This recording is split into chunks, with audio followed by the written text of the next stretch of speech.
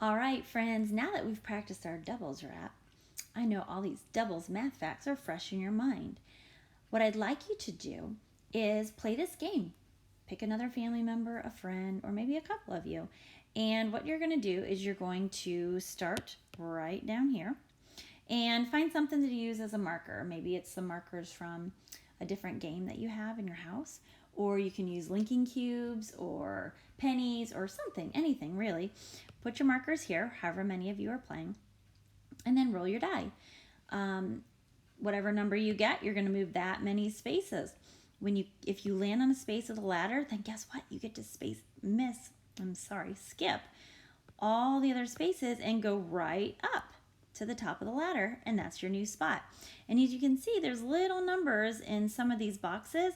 That's the order you're going to go in. So you go like this all the way to the end.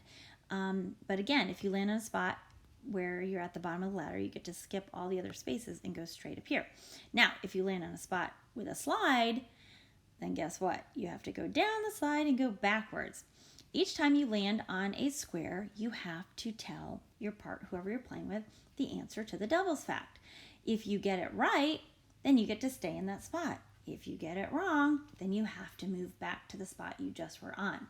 The first person to the end wins. I hope you have lots of fun playing slides and ladders.